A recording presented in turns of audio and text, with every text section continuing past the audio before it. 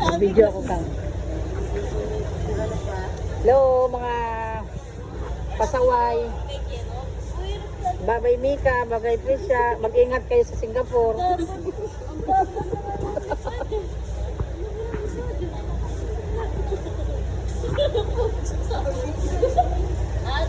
Ano to, puno to? Puno? Asa nga rin Mika dito eh. Ba't wala kang ganong bitbit na damit? Kasi ano, tawag nila. Yung mga pinagkukuhan, malalaking damit. Pili lang, paglagay ng pagkain. May uniforme naman ata dun eh. Pili lang pagkain. Sinigurado yung pagkain. Hindi, libre man pagkain dun ah. Libre pagkain dun sa ano, sa aeroplano, di ba? Yan ang mahirap talaga pag walang ano. Dumating na yung mami-mami nyo. Diba?